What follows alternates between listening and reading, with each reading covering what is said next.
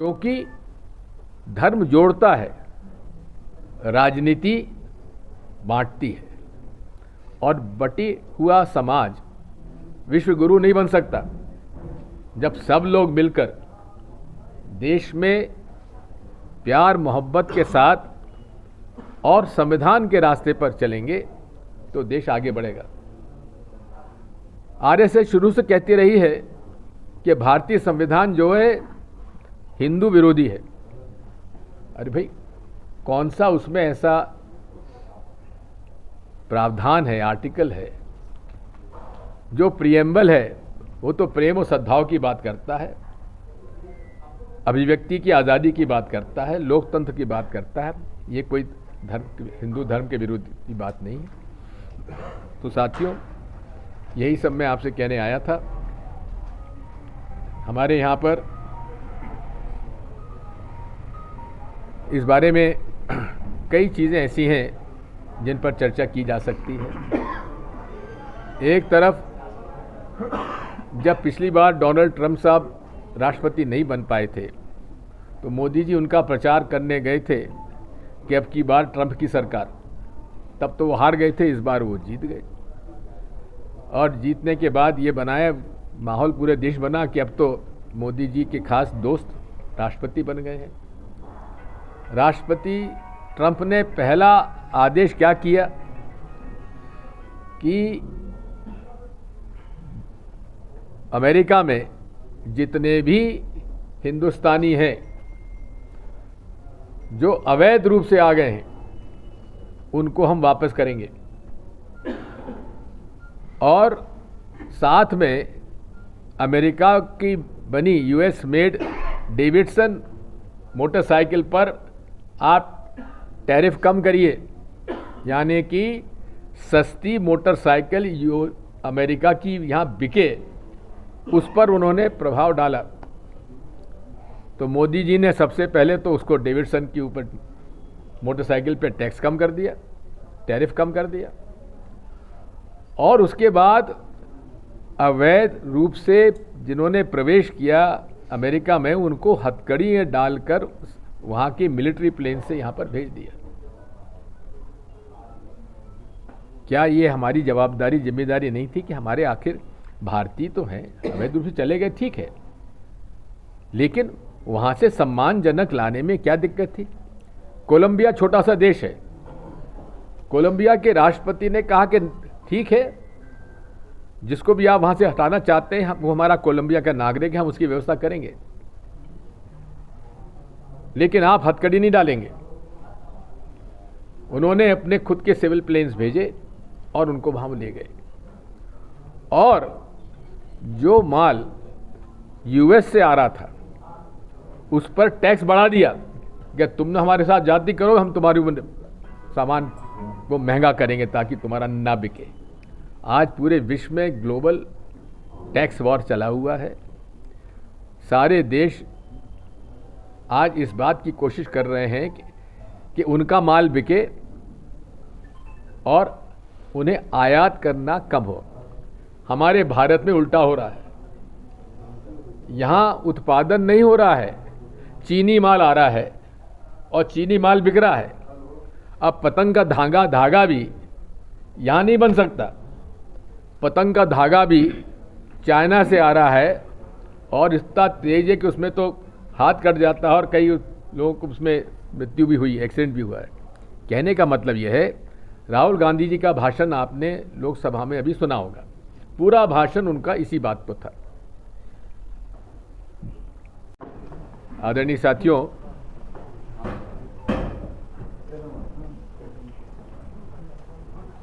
हमारे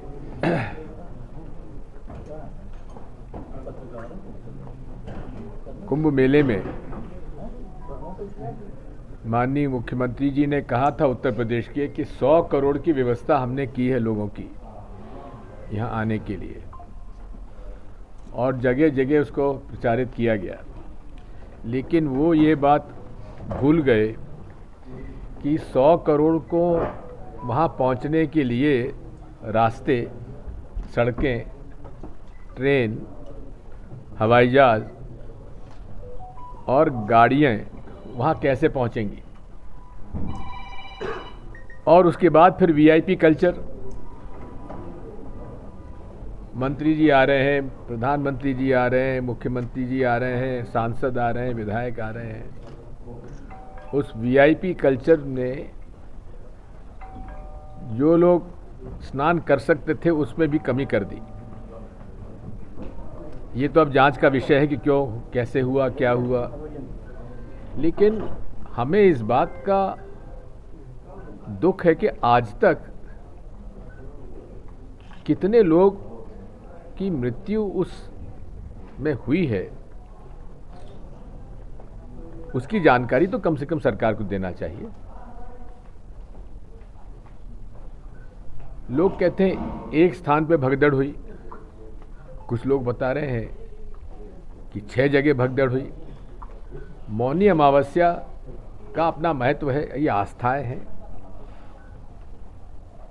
मोक्ष मिल जाएगा और हर व्यक्ति मोक्ष चाहता ही है, हम भी चाहते हैं,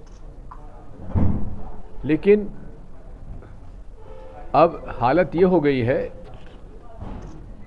कि 40 किलोमीटर का जाम लगा हुआ है यहाँ से इलाहाबाद जाने में।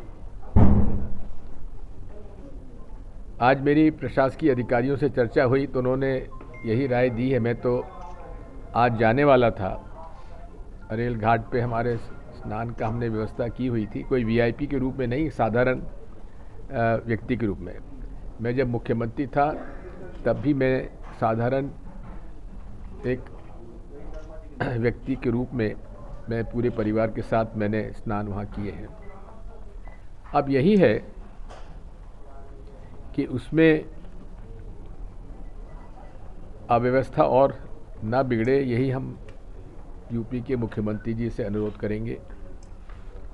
और इसलिए मैं जब आज जाने वाला था मैंने पता लगाया संभव नहीं है, मैं तो रुक जाता, लेकिन कल से संसद की बैठक फिर शुरू हो रही है तो हमें वहाँ पहुँचना पड़ेगा। इसलिए प्रयास करूँगा कि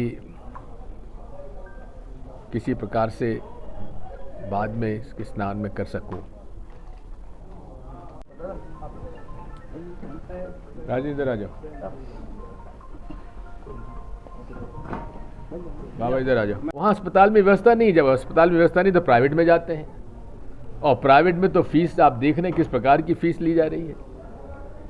कहने का मेरा मतलब यह है, पूरे देश में मोदी जी के आने के बाद आम गरीब मजदूर की बचत, परिवार के बजट में बचत कम होती जा रही है।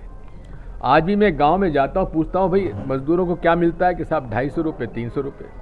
आज से 10 साल पहले भी उनको इतना नहीं मिल रहा था। इसलिए साथियों, इस देश में अर्थव्यवस्था बिगड़ती जा रही है, रुपये का अवमूल्यन होता जा रहा है। जहां $1 में यूपीए सरकार 2014 तक थी तब 58 रुपये की कीमत थी डॉलर की, और मोदी जी बड़ा जोर शोर से कहते थे, और उनके साथ उनके जितने भी समर्थक हैं, जितने जो बाबा लोग अपने आप को कहलाते हैं, उन बाबा लोगों ने कहा था कि कीमत मोदी को सरकार बनाओ और हम कीमतें कम कर देंगे, और साथ में डॉलर का भाव भी हम बढ़ने नहीं देंगे। आज वो सब मौन है, चुप है। क्यों?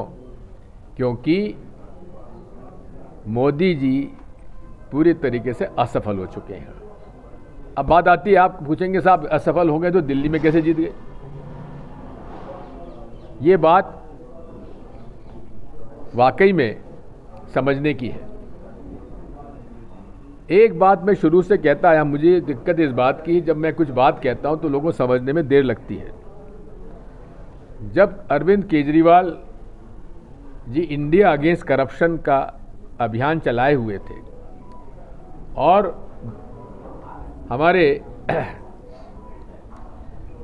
अन्ना हजारे साहब को उन्होंने मुखौटा बनाया हुआ था, तब पूरा राष्ट्रीय स्वयंसेवक संघ उनका समर्थक कर रहा था।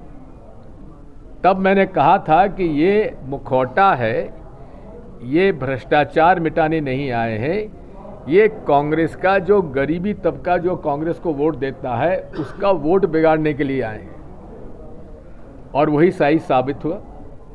हाँ, ऐसा क्या नहीं हाँ कि हमने उनका समर्थन नहीं किया हुआ। पहली बार जब मुख्यमंत्री बने तो उनके पास बहुमत नहीं था, कांग्रेस पार्टी के 8 लोग जीते थे। अरविंद केजरीवाल जी को मुख्यमंत्री बनाने में हम लोगों ने समर्थन दिया, उनकी सरकार बनवा दी। लेकिन हुआ क्या, पूरे दिल्ली के चुनाव में मोदी जी ने कहा कि अरविंद केजरीवाल ने शीश महल बनाया। शीश महल, पैसा किसका लगा? जनता का पैसा, आप सब हमारा पैसा लगा। और केजरीवाल जी ने कहा कि मोदी इसने राजमहल बनाया है, जितना पैसा शीश महल में लगा उससे चौगुना पैसा प्रधानमंत्री आवास में लगा दिया है। तो भाई कांग्रेस पार्टी ने इतने दिन राज किया, न हमने शीश महल बनाया न राजमहल बनाया, लेकिन गरीब के लिए, मजदूर के लिए, उस जाति जनजाति के लिए, छोटे व्यापारियों के लिए, मध्यम व्यापारियों के लिए हमने योजनाएं बनाई और जनता के पैसे का दुरुपयोग नहीं किया। आखिर तक जो पुराने मकान थे दिल्ली में, उसी में रहते आए। पंडित जवाहरलाल नेहरू भी, लाल बहादुर शास्त्री जी भी, इंदिरा जी भी, राजीव जी भी, नरसिम्हा राव जी ने कभी अपना राजमहल नहीं बनाया। बात यही है, ये लोग कहते कुछ हैं और करते कुछ हैं। इसलिए मैं तो इस बात को कहूँगा कि कांग्रेस में हाँ कमजोरियां हो सकती हैं, हम स्वीकार करते हैं, लेकिन कांग्रेस ही वो पार्टी है जो विचारधारा की लड़ाई लड़ रही है। हमने कभी संघी विचारधारा के साथ समझौता नहीं किया। संघी विचारधारा क्या है? देश में नफरत फैलाकर हिंदू मुसलमानों को लड़ाओ और धर्म के नाम पर वोट मांगो। हमारा धर्म ने तो कभी ये नहीं कहा है कि नफरत करो लोगों को। हम तो प्रेम सद्भाव की बात करते आए हैं। सर्वधर्म सभी धर्मों का सम्मान करना, सर्वधर्म समभाव हम लोगों का मूल आधार रहा है। हमारे सनातन धर्म के अंदर नारे भी उसी प्रकार के लगते हैं, सबका कल्याण हो, विश्व का कल्याण हो। तो साथियों, हमारी आस्था जहाँ भी है आस्था रहे, लेकिन उस आस्था को राजनीतिक हथियार के रूप में उपयोग नहीं होना चाहिए। कांग्रेस और लेफ्ट मिलकर चुनाव लड़ेंगे, जहाँ तक मेरी जानकारी अभी है। ठीक है।